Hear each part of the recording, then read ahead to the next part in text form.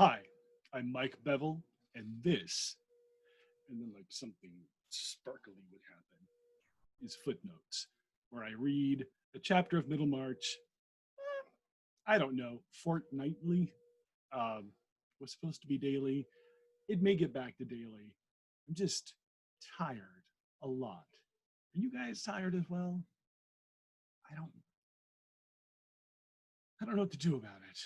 Because it's that deep emotional exhaustion that sort of takes over everything and just makes you not want to do a whole lot. But that's not, Footnotes is not about your friend Mike Bevel. It's about Middlemarch. And we are up to chapter 17. And I'm going to try something different this time rather than like bend over and read a book so that you just see my dwarf cheeks that are just jowly. And I mean, there's a lot of the flat plains of Kansas here, which I will never drive through again. Like, I've driven across country just one way once in my life, and that was enough. It is terrifying, and I don't recommend it. All right, so I'm going to read from Project Gutenberg, and then it won't look quite as strange, I think. I still can't put my elbows on the desk, though. So chapter 17 opens with this brief ditty by George Eliot. The whole thing is by George Eliot. I just need to be clear with you that it's not that I don't know that. It's just, we talked about this. Remember when she has an epigram or epigraph, like another thing I refuse to learn, and I will forever hold a grudge with the person who ever tells me the difference. But it's this small poem, and these are all, if they are unattributed, if Eliot herself didn't attribute it, we attribute it to Eliot. So this one starts with, the clerkly person smiled and said, Promise was a pretty maid, but being poor, she died unwed. The Reverend Camden Farebrother, whom Lydgate went to see the next evening, lived in an old parsonage built of stone, venerable enough to match the church which it looked out upon. All the furniture, too, in the house was old, but with another grade of age, that of Mr. Farebrother's father and grandfather. There were painted white chairs with gilding and wreaths on them, and some lingering red silk damask with slits in it. Do you remember, like, I don't remember what chapter it was, but I mentioned like a friend upbraiding me for pronouncing a word incorrectly, and just sort of like that's a trigger for me because of some dumb high school stuff. But I remember the word now, and it was formidable. I think I said formidable, and that no, that is not the way one says that word. And I bring this all up because I am not on firm ground if it's damask or damask. I went with damask.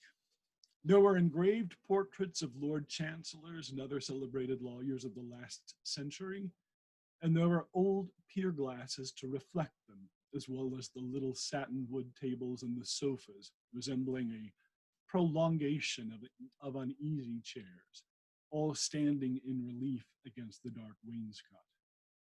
This was the physiognomy of the drawing room into which Lydgate was shown, and there were three ladies to receive him, who were also old-fashioned, and of a faded but genuine respectability. Mrs. Farebrother, the vicar's white-haired mother, befrilled and kerchiefed with dainty cleanliness, upright, quick-eyed, and still under 70. Miss Noble, her sister, a tiny old lady of meeker aspect, with frills and kerchief decidedly more worn and mended.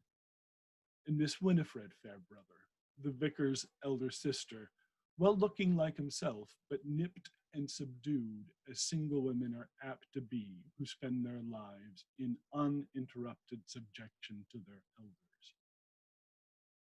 We'll stop there just for a second because that's George Eliot laying down some truth about um, the way spinsters were treated at that time. They are a family liability because they need to be taken care of and they need to be financially supported. So when you spend an existence feeling like a capital drain on the household, uh, yeah, I just, what's that line again? Looking like himself, but nipped and subdued as single women are apt to be who spend their lives in uninterrupted subjugation to their elders. And what's also really fascinating about Eliot pointing this out is she herself was a single woman by the law, uh, but she was essentially married to George Henry Lewis. And yeah, George Henry Lewis, because she takes the name George for him and Eliot for the kid from E.T. You don't check that, just trust me. I've been right up till now. I wouldn't go Googling that. That would be mean. But she paid heavily for that transgression because she didn't live with her family. In fact, she was sort of kind of famously separated from them. If you're hearing the washer, it's just, hi, it's life during COVID. I'm gonna get tired of hearing that. Anyway, so she, like the sort of social cost that it was, the moral cost in society. There's this really sad story. I don't know, like, yeah, I think it's sad, but it also may have been fine for them. You know how sometimes you feel you feel sad for someone on their behalf, like maybe they didn't know that this was really shitty behavior, but you know, and now that you know, you're going to feel deep sense of responsibility. Is that just part of that is probably just me. I now feel responsible for George Eliot, but George Henry Lewis was invited to a dinner party. I think it was in the neighboring village. So it was a 12-mile walk there and a 12-mile walk back. And Eliot walked with Lewis all the way there, was not allowed inside to the dinner because she was an unmarried woman in an unnatural relationship. I guess waited till the dinner was over. Man, that is, I had to wash some bath mats. Anyway, so waited, I'm assuming she waited till the dinner was done and then walked the 12 miles home with Lewis after supper in the nighttime. So, and people did that. Walking was the cars of its day. And people did it a lot. Sorry, one other quick side thing. Wilkie Collins, text message. From whom? Oh, okay. And Wilkie Collins had come to America. Maybe I already told this story. I'm getting to that age, by the way, where I've told so many that I don't remember who I've told them to because I'm a liar. No, just some stories stay with me and I love them and I think other people might like them. Wilkie Collins comes to America because his friend Charles Dickens had success here. He found success. Yeah, we did talk about this. I'm almost, wait a minute, maybe I talked about it with the portrait of a lady. I think I talked about it with the portrait of a lady people. Not that I'm cheating on you or anything. I did a book group read of The Portrait of a Lady where we sort of diced it up into weekly sections. That's not the point of this. The point of this is Wilkie Collins in America trying to, he's doing this speaking tour so he can get some more money because unlike Charles Dickens, who always thought he was poor, but who was really very rich, Wilkie Collins actually was kind of poor because he was supporting two households. He was romantically involved with two women, married neither, kept both households and himself. So, yeah. Anyway, Wilkie Collins is in America, and he one of the things that he notes is how often when he would go for a morning constitutional, the walk about Central Park and everything, people in carriages kept stopping to offer him a ride because they couldn't understand why someone would want to walk everywhere. And sort of American car culture starts even before the car, which I think is interesting. That's how we ended up here today. I'm not blaming cars for COVID, but okay, so we've really gone off the deep end, sure. And where did we leave off? Lydgate had not expected to see so quaint a group, knowing simply that Mr. Farebrother was a bachelor. He had thought of being ushered into a snuggery where the chief furniture would probably be. Why don't we have snuggeries? Okay, if I accomplish nothing, now I have two things I want to accomplish. I want to read the entirety of Middlemarch, which I've yet to do. And I want to bring snuggery back. And I know like Hygge culture, Hejira, which is a great album by Joni Mitchell. Amelia is a beautiful song. No, like the Hygge culture from the Scandinavian countries, I can't tell those white people apart. Like that tried to make a go of it and sort of failed, but it's now also kind of in the zeitgeist. Like it's had one exposure. So I think snuggery is cuter, and I think Americans would rather say snuggery than Hygge culture, which, yeah.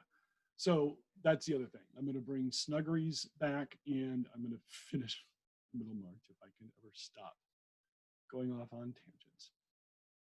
So let's try that again. Lydgate had not expected to see so quaint a group, knowing simply that Mr. Farebrother was a bachelor. He had thought of being ushered into a snuggery where the chief furniture would probably be books and collections of natural objects. The vicar himself, oh yeah, remember he has invited him back. Farebrother has invited Lydgate back to look at his beetles. And I mean, is that in the text? I don't know. It's not in or out of. What happens between two men in a beetle collection is frankly none of my business. And I am shocked that you want to make it your business.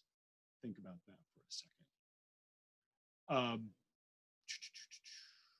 Knowing that simply that Mr. Farebrother was a bachelor, he had thought of being ushered into I read this sentence 17 times, into a snuggery where the chief furniture would probably be books and collections of natural objects. The vicar himself seemed to wear rather a changed aspect, as most men do when acquaintance is made elsewhere, see them for the first time in their own homes. That's the worst. Am I right, ladies? Like when you, like the first time someone is going to come to your home, that first visit is an inspection as well. And that just, did we hide all the things that we need to hide in ways that can't be found? Or if found, it's on them because they would have to have gone out of their way to see it. So The vicar himself seemed to wear rather a changed aspect, as most men do when acquaintances made elsewhere see them for the first time in their own homes, some indeed showing like an actor of genial parts disadvantageously cast for the curmudgeon in a new piece. This was not the case with Mr. Farebrother. He seemed a trifle milder and more silent, the chief talker being his mother, while he only put in a good-humored moderating remark here and there. The old lady was evidently accustomed to tell the company what they ought to think, and to regard no subject as quite safe without her steering. Hi, meet Mike Bevel in this book. I am this lady.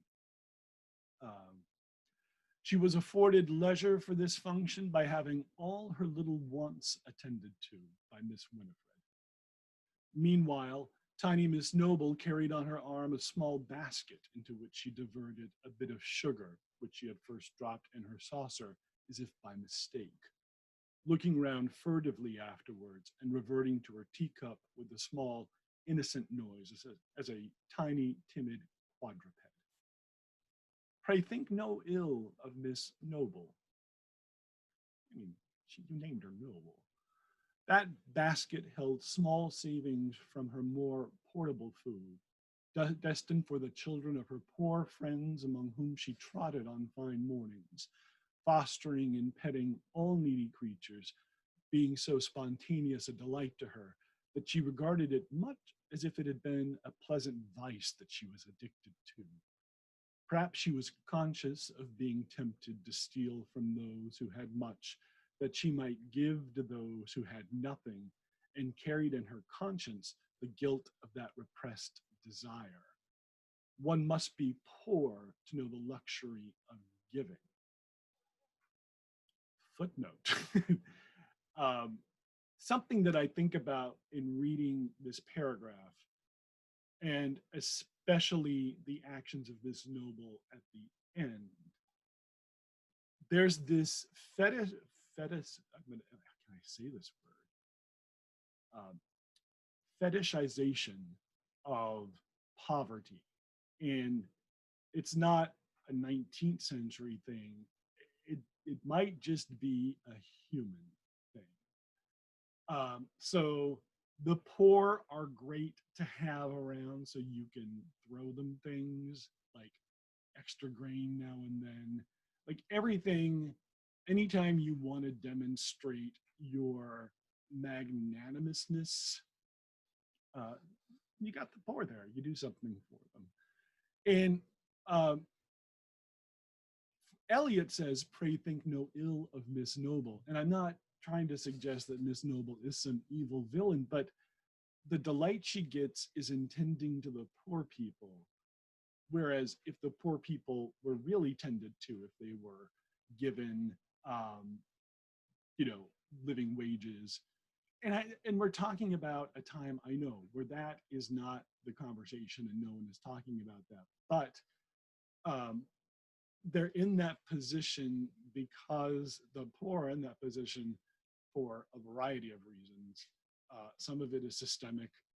Some of it is the class system in England that just, if you're born poor, you want to be the best poor person you can be, but you can never sort of cross the boundary into the next realm. And that's one of the things that people miss when reading Great Expectations by Dickens. And I can't say anything more about it now because I realized I would be spoiling a novel possibly for someone who's not read it. Anyway, I don't know. I've got my eye on Miss Noble. I'm not thinking ill, but I'm also, I don't know. She's on notice. Mrs. Farebrother welcomed the guest with a lively formality and precision. She presently informed him that they were not often in want of medical aid in that house. She had brought up her children to wear flannel and not to overeat themselves, which last habit she considered the chief reason why people needed doctors. Lydgate pleaded for those whose fathers and mothers had overeaten themselves, but Mrs. Farebrother held that view of things dangerous. Nature was more than just that. It would be easy for any felon to say that ancestors ought to have been hanged instead of him. If those who had bad fathers and mothers were bad themselves, they were hanged for that. There's no need to go back on what you couldn't see. Um, my mother is like old George III, said the vicar. She objects to metaphysics. Well, I object to what is wrong, Camden. I say, keep hold of a few plain truths and make everything square with them. When I was young, Mr. Lydgate, there never was any question about right and wrong, and she is a liar. Let's talk. Well, hold on. Okay, I'm going to start that paragraph over, but let's talk about why she's a liar, because again, this is set before 1832, and she is, I think we're told she's under 70, so this would have been 60 years prior to that. Would have been like her childhood would have gone. I took school in America, and I can't do simple math. Let's say it's 1830. Let's say it's 1832 exactly. I don't think that's the year this is set. I think it might be the year before. I know there's talk, and we've gone through this. There's talk in the novel already about this reform. And then let's say not and still under 70. Let's put that at 65. So this is 1767. And I will tell you that rules of right and wrong were, the country was going through things with their male leaders named George, like the terrible Georges happen here. And there's also a William. And one of the things is the 18th century is probably much more profligate than the 19th century. And there's some, but one of my arguments would be that that Victorian middle class people wanted to make sure they did not leave behind a historical legacy the way that the 18th century did, which is really more about a libertine life, and everybody is discovering everything, and it's a much different world. So but also she's a liar in an honest way. Like I'm not saying that George Eliot is also telling a lie. I think that she's showing us something here. Sort of like when white people say, God, remember back in the good old days. Well, it turns out those were terrible days for a lot of people. And only like a tiny slice of people were having a really great time, and everyone else was very not. So I just think that's interesting. So let's start that paragraph again. My mother is like old George III, said the vicar. She objects to metaphysics. I object to what is wrong, Camden. I say, keep hold of a few plain truths and make everything square with them. When I was young, Mr. Lydgate, there never was any question about right and wrong. We knew our catechism, and that was enough. We learned our creed and our duty. Every respectable church person had the same opinions. But now, if you speak out of the prayer book itself, you are liable to be contradicted. That makes rather a pleasant, actually, let's go back to that for a second. You're liable to be contradicted. So an interesting George Eliot footnote here is she is raised in a religious household. She helps with some German translations. And what's coming out of Germany in the 19th century is a lot of biblical criticism, like people really taking a look at what the Bible is saying and and and kind of fact checking to a degree. Germans are very interested in this at this time, and so I think what Farebrother's mother is talking about is in starting around now, you have dissenters being more vocal, and dissenters are anyone who are not in a sense. And so the Anglican Church, at least up until I don't know when, I'm not an Anglican, but the Anglican Church sort of functioned pretty similarly for a while. Boy, you know what? Someone should not fact check this because maybe I'm saying nonsense. Let me call this a theory then.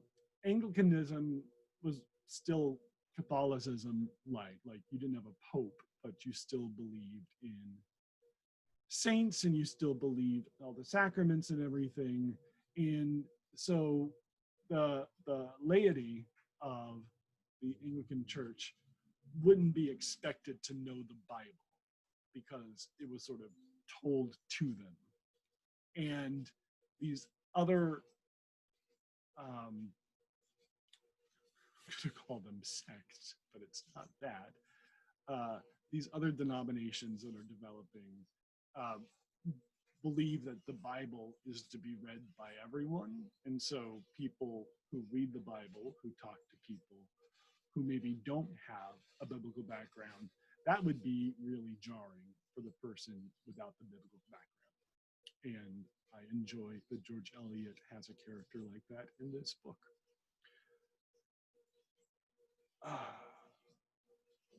Every respectable church person had the same opinions, but now if you speak out of the prayer book itself, you're liable to be contradicted.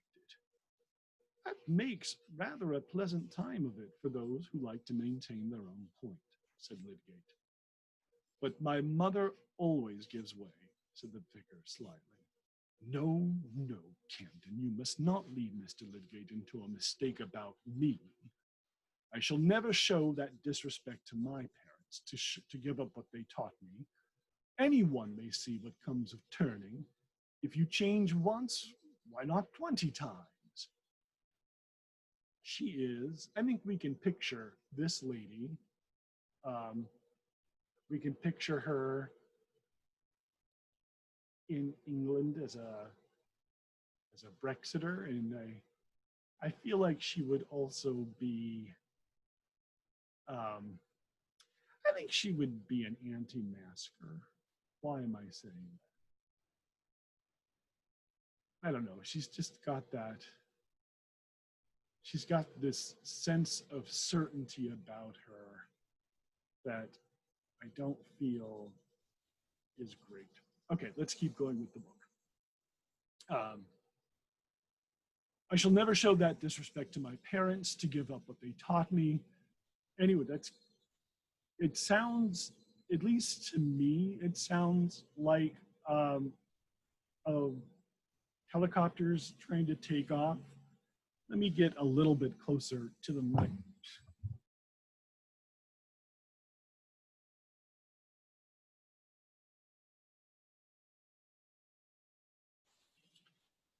I've got to be careful with the microphone. I've got to be careful with the microphone. It's very, oh, is it? Hold on one moment. Okay, no, we're doing fine. Let's get back to the book.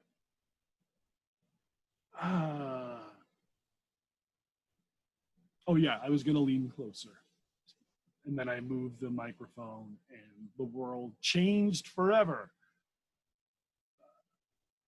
A man might see good arguments for changing once and not see them for changing and not see them for changing again, said Lydgate, amused with the decisive old lady. Excuse me, if you go upon arguments, they are never wanting when a man has no constancy of mind. My father never changed, and he preached plain moral sermons without arguments, and was a good man, few better. When you get me a good man made out of arguments, I will get you a good dinner with reading you the cookery book. It's my opinion, and I think anybody's stomach will bear me out. About the dinner, certainly, mother, said Mr. Farebrother. It is the same thing, the dinner or the man. I'm nearly 70, Mr. Lydgate, and I go upon experience. I'm not likely to follow new lights, though there are plenty of them here as elsewhere. I say they came in with the mixed stuffs that will neither wash nor wear. It was not so in my youth. A churchman was a churchman, and a clergyman, you might be pretty sure, was a gentleman if nothing else. But now he may be no better than a dissenter and want to push aside my son on pretense of doctrine. But whoever may wish to push him aside, I am proud to say, Mr. Lydgate, that he will compare with any preacher in this kingdom, not to speak of this town, which is but a low standard to go by, at least to my thinking, for I was born and bred at Exeter. A mother is never partial, said Mr. Farebrother. What do you think Tyke's mother said about him? Unless it's Tyke. It's Tyke, it's Tyke. And let's sneak a peek inside of the Norton to see, because I don't know who Tyke is.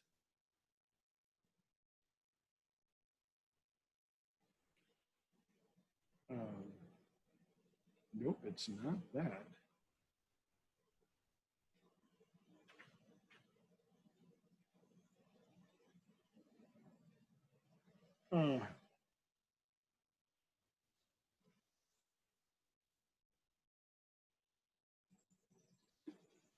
Sorry. Maybe Tyke is a character that I've forgotten because I take forever in between readings. So we will have to argue at the end if I only completed the letter of the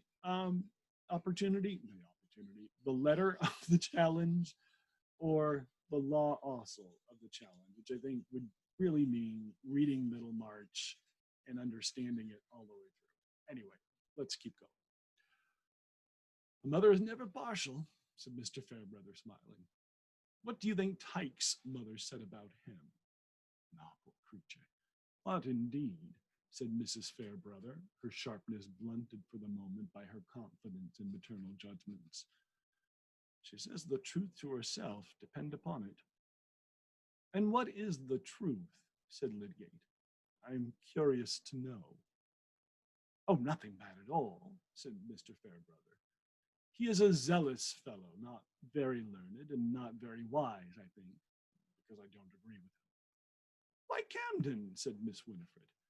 Griffin and his wife told me only today that Mr. Tyke said that they should have no more coals if they came to hear you preach.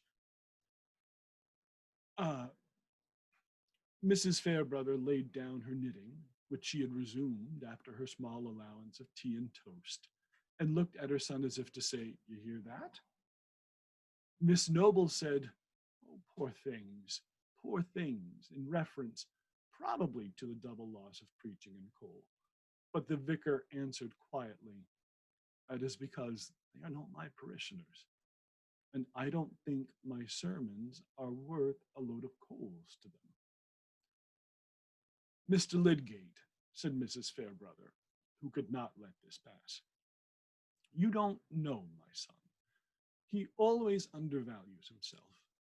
I tell him he is undervaluing the God who made him and made him a most excellent preacher.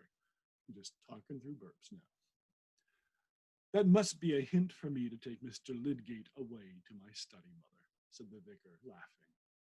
I promised to show you my collection, he added, turning to Lydgate. Shall we go? All three ladies Oh, yeah, here's another word that I think I've only read and I don't remember when and I'm sure I've heard it, but I don't ever remember.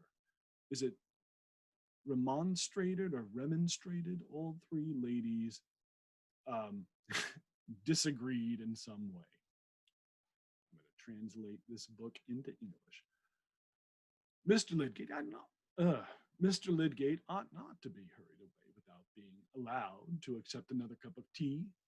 Miss Winifred had abundance of good tea in the pot. Why was Camden in such a haste to take a visitor to his den? There was nothing but pickled vermin and drawers full of blue bottles and moths, but no carpet on the floor. Mr. Lydgate must excuse it. A game at cribbage would be far better. In short, it was plain that a vicar might be adored by his womankind as the king of men and preachers, and yet be held by them to stand in much need of their direction. Lydgate, with the usual shallowness of a young bachelor, wondered what Mr. Farebrother had not. Lydgate, with the usual shallowness of a young bachelor, wondered that Mr. Farebrother had not taught them better. Yeah, there's a lot in there that would just set off a lot of discourse, if it was said today.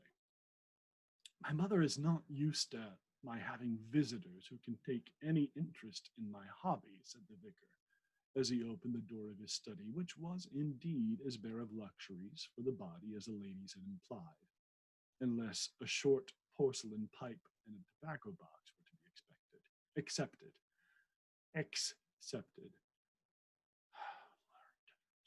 Just learn to read and learn to talk.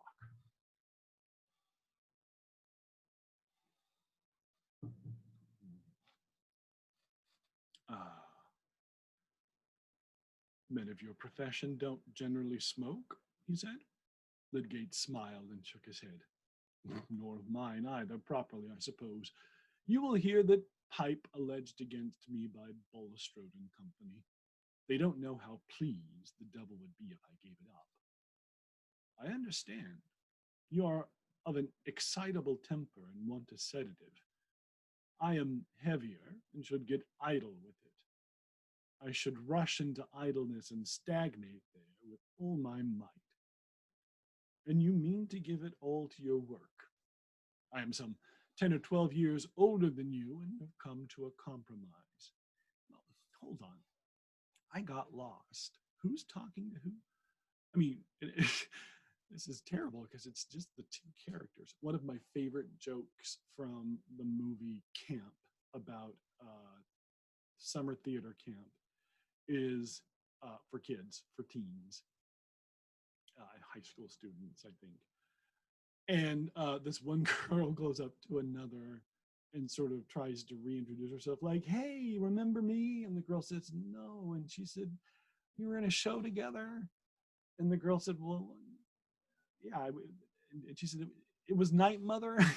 And teens doing Night Mother is just incredibly funny. But the fact that it's a two-hander, which just means two actors, makes it even funnier. So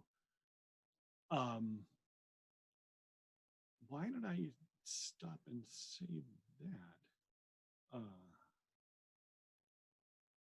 Oh, I got confused about who was talking. So, and there's only two characters. That's how we got there. Okay. Let's start that at the beginning. So here is the vicar speaking.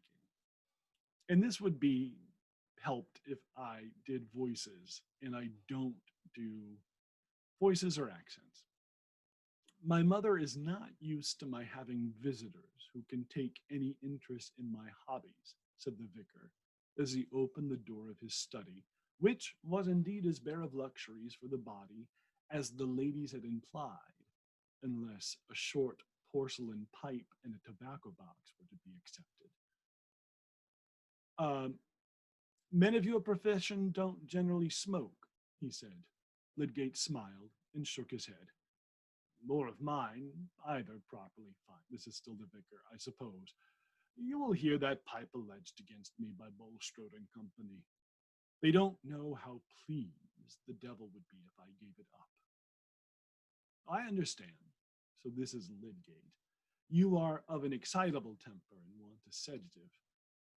I am heavier and should get idle with it. So did Lydgate just become sort of romantically and sexually interesting to me because he sounds like he's a little tubby? Like he's just got something to hug. Your kids aren't in the room, right? Yeah. Really probably should learn to edit. Where did we go? Okay, here's Lydgate. I understand. You are of an excitable temper and want a sedative. I am heavier and should get idle with it. I should rush into idleness and stagnate there with all my might. How many of us are doing that daily? Raise your hand. I can't see you, but I know you're there. And here's the vicar. And you mean to give it all to your work? I am some 10 or 12 years older than you and have come to a compromise. I feed a weakness or two lest they should get clamorous. See, continued the vicar, opening several small drawers. I fancy I have made an exhaustive study of the entomology of this district. I'm going on both with the fauna and flora, but I have at least done my insects well. We are singularly rich in Orthoptera. I don't know whether, yeah, you have got hold of that glass jar. You are looking into that instead of my drawers. George, you don't really care about these things. Not by the side of this lovely anacephalous monster. I have never had time to give myself much to natural history. I was bitten early with an interest in structure, and it is what lies most directly in my profession. I have no hobby besides. I have the sea to swim in there. Ah, you are a happy fellow, said Mr. Farebrother, turning on his heel and beginning to fill his pipe. You don't know what it is to want spiritual tobacco. Bad emendations of old texts or small items about a variety of aphis brassicae with the well-known signature of Philomicron for the Twaddler's Magazine, or a learned treatise on the entomology of the Pentateuch, including all the insects not mentioned, but probably met with by the Israelites in their passage through the desert, with a monograph on the ant is treated by Solomon, showing the harmony of the book of Proverbs with the results of modern research. You don't mind my fumigating you?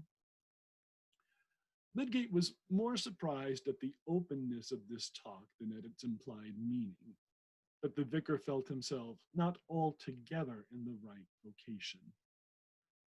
Let's stop there for a second. Okay, this could be another case of I've already talked about this once, but we'll talk about it again here. And that is, you went into the clergy, not always, yeah, we did talk about this because I remember saying these words out loud. You often go into the clergy not because you've had any calling from God, but because it is a job.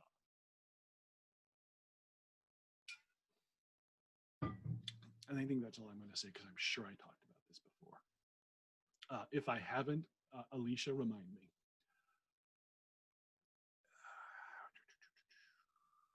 Lydgate was more surprised at the openness of this talk than at its implied meaning, that the vicar felt himself not altogether in the right vocation.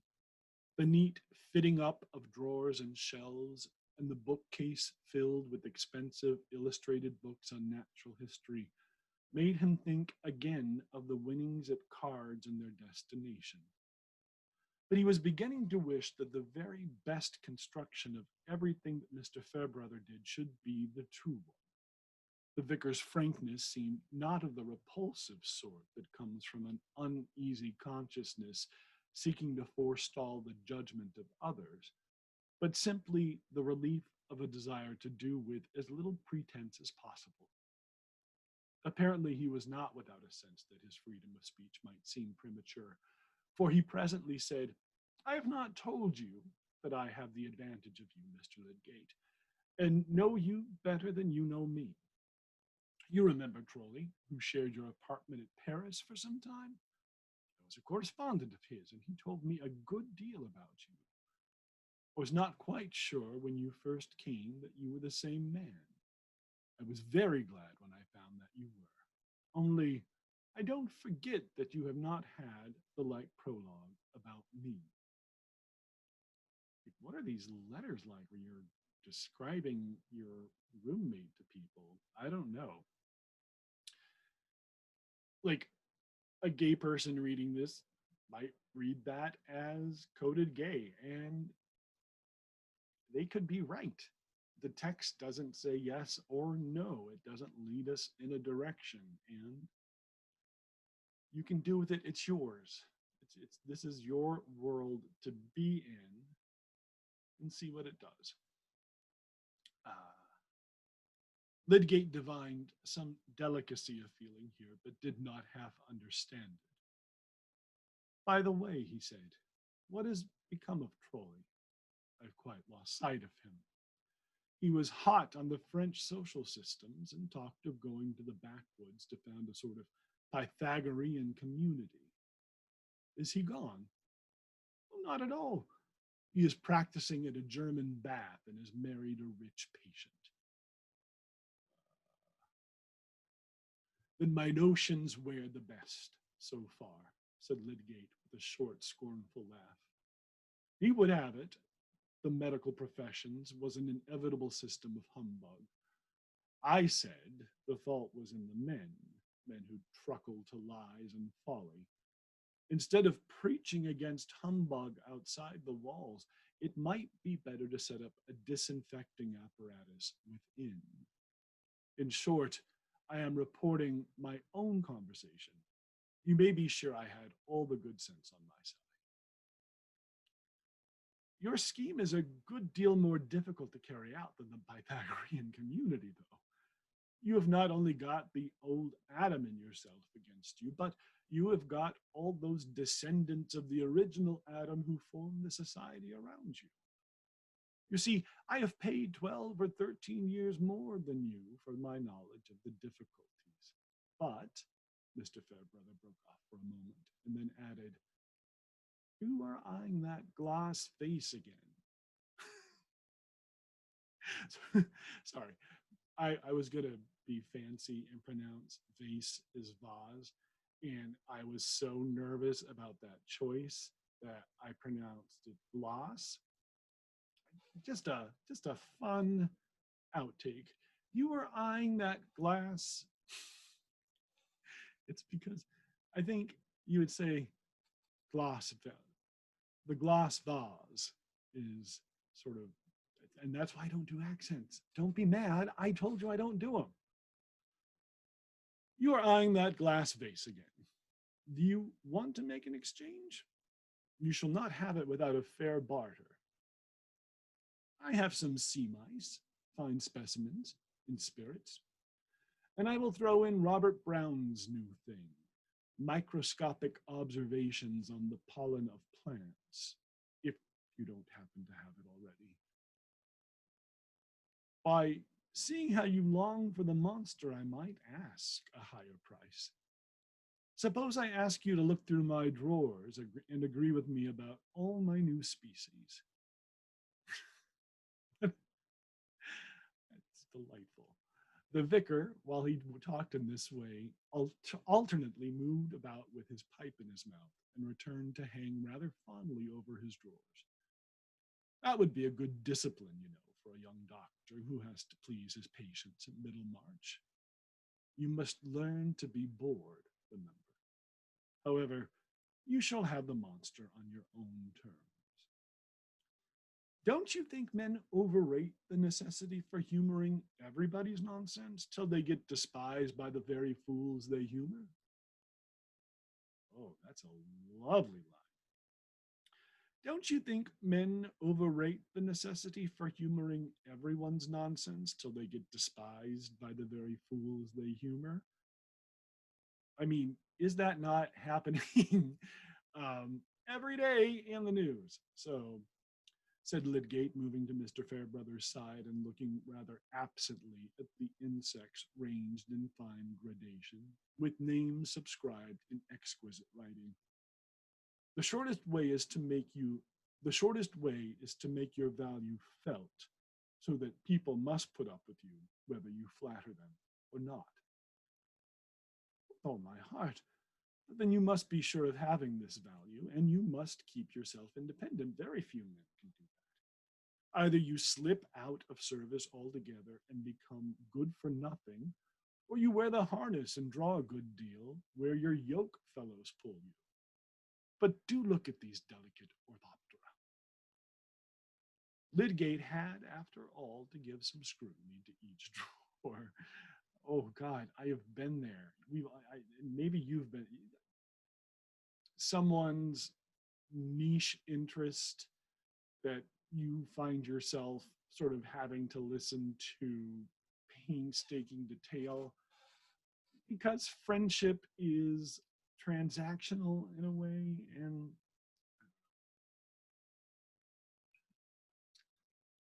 I've seen a lot of Beatle collections, I'll just say. Let's see.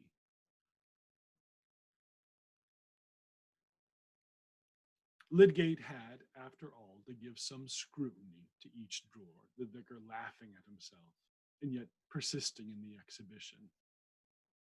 Apropos of what you said about wearing harness, Lydgate began, after they had sat down.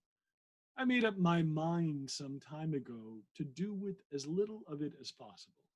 That was why I determined not to try anything in London for a good many years at least. I don't like what I saw when I was studying there. So much empty bigwigism and obstructive trickery. In the country, people have less pretension to knowledge and are less of companions, but for that reason they affect one's amour propre. I don't know, that's a French word, I didn't say it right, I'm so sorry. One makes less bad blood and can follow one's course more quietly. Okay, I don't want to influence you, but this is my reading. Like, I'm reading this, and I am still not super crazy about Lydgate. Like, he's doing this small town because the people are dumber, he said. I don't know, there's an arrogance about him. I hope he comes down with Lyme's disease or something and then learns empathy.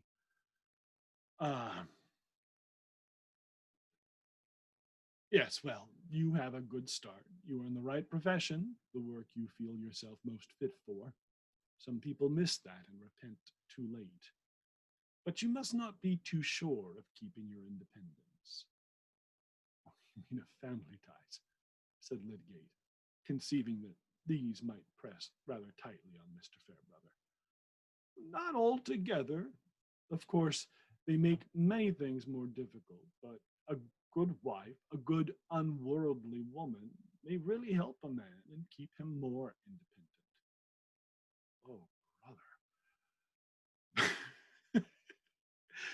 brother. There's a woman that we have, my day job, which I won't talk too much about, but we have a women's conference is something that my company does, and we're doing it all virtually in December. And this woman, Joanna Bluer, who is our keynote speaker, has this recurring phrase. It's, it's almost this business lady mantra, which is decisions are made about you in rooms where you are not. And I'm just realizing right here, like, decisions are being made about even unknown women in rooms where they are not, because the men decide what they need. Oh, we were not a good idea, males. There are, ugh, maybe that's what's going to happen.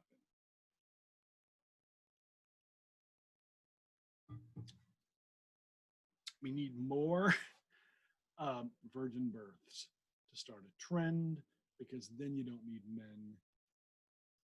There's a whole science behind it. Anyway,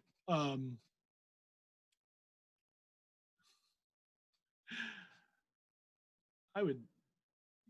What if Bill Nye the Science Guy came and read with me one time, and I would talk to him about his marriage and divorce and all of that is fascinating to me in an unhealthy way. You mean of family ties, said Lydgate, conceiving that these might press rather tightly on Mr. Farebrother. Not altogether. Of course, they make many things more difficult, but a good wife, a good unworldly woman, may really help a man and keep him more independent. As a parishioner of mine, a fine fellow, but who would hardly have pulled through as he does without his wife. Do you know the Garths? I think they were not Peacock's patients. No, but there is a Miss Garth at Old Featherstone's at Lowick. Their daughter, an excellent girl. She is very quiet. I've hardly noticed her. She has taken notice of you, though, depend upon it. I don't understand, said Lydgate. He could hardly say, of course. Oh, she gauges everybody. I have prepared her for confirmation. She is a favorite of mine. Mr. Farebrother puffed a few moments in silence, Lydgate not caring to know more about the Garths. At last the vicar laid down his pipe, stretched out his legs, and turned his bright eyes with a smile towards Lydgate, saying, But we Middlemarchers are not so tame as you take us to be. We have our intrigues and our parties. I am a party man, for example, and Bulstrode is another. If you vote for me, you will offend Bulstrode. What is there against Bulstrode? Said Lydgate emphatically. Oh, I did not say there was anything against him, except that if you vote against him, you will make him your enemy. I don't know that I need mind about that, said Lydgate rather proudly. But he seems to have good ideas about hospitals, and he spends large sums on useful public objects. He might help me a good deal in carrying out my ideas.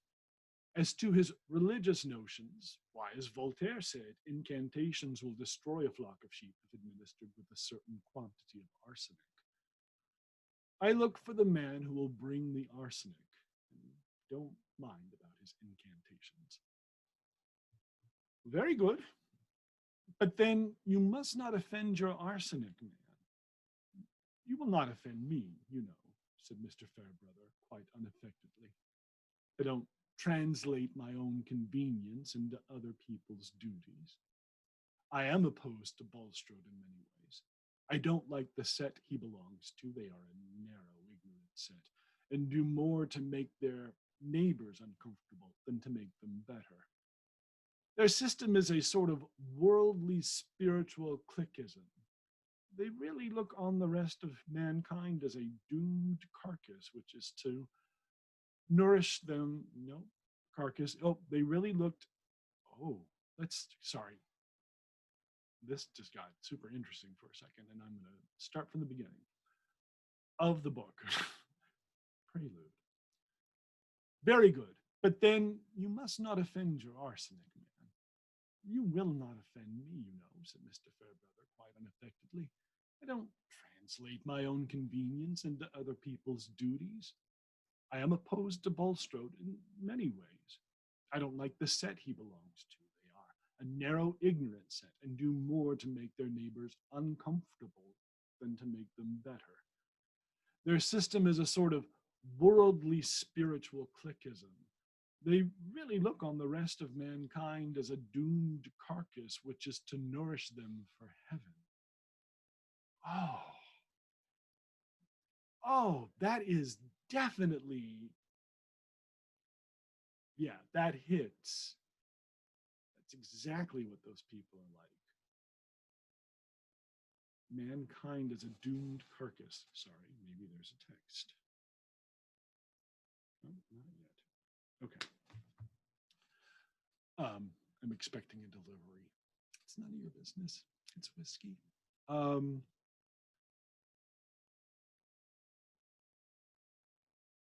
But, he added smilingly, I don't say that Bulstrode's new hospital is a bad thing. And as to his wanting to oust me from the old one, if he thinks me a mischievous fellow, again, there are words, like I know, but I also know, let's start that again. I know the word mischievous. I know that it's not mischievous, but I know people say mischievous and then other people make fun of them. And I'm trying not to be that kind of person because they are not fun at a party. So anyway, I don't say that Bulstrode's new hospital is a bad thing, and as to his wanting to oust me from the old one, why, if he thinks me a mischievous fellow, he is only returning a compliment. And I am not a model clergyman, only a decent makeshift. Lydgate was not at all sure that the vicar maligned himself. A model clergyman, like a model doctor, ought to think his own profession the finest in the world, and take all knowledge as mere nourishment to his moral pathology and therapeutics. He only said, what reason does Bulstrode give for superseding you? That I don't teach his opinions, which he calls spiritual religion, and that I have no time to spare. Both statements are true, but then I could make time, and I should be glad of the 40 pounds. That is the plain fact of the case. But let us dismiss it. I only wanted to tell you that if you vote for your arsenic man, you are not to cut me in consequence. I can't spare you. You are a sort of circumnavigator come to settle among us and will keep up my belief in the antipodes. Now, tell me all about them in Paris. That's the end of chapter 17. We did it. Yeah, okay. So some of this is having to adjust the brain in a sense. Like if you read it in context, these are still, I mean, they're not super great ideas, but we have to know that George Eliot, we can't, I think I said we could actually, didn't I? I'm going back on myself. She's describing a world.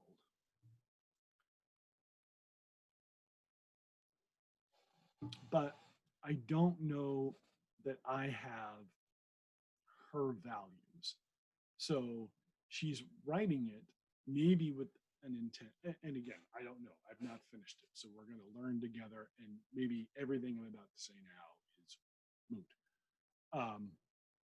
But I'm not crazy about Lydgate or like all of Lydgate, and I'm not crazy about all of Farebrother. Like their philosophies and their sort of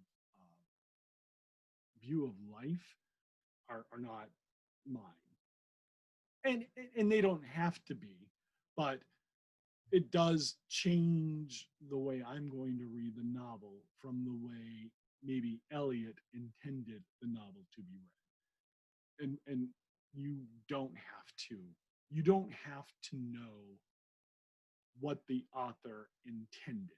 It should come through in the writing. But when we're dealing with a novel written in a different time, from a different set of moral precepts, and from an entirely different worldview. Um, you know, I forgot where I started that sentence. I guess, yeah, her values are not our values. Um, should they be? That's a great question to take to um, a trusted adult or um, a pastor. And I remember going home and seeing those safe house signs and windows, and they didn't make me feel safer. They made me feel less safe because I thought, why do we need a safe house? My house is safe enough. I'm not going into a stranger's home. That seems the opposite of safe. Anyway, no more talk about that. We did it, chapter 17, in the can, but not in a gross way. And I will come back and read chapter 18 very soon, possibly tomorrow. We'll see. It's easier for me to do these when my brother is at work because I get self-conscious reading out loud. But not to you because I can't see you. But like, I don't know. Brains are dumb. I love you all. This has been Footnotes with Mike Bevel, and I will see you next time.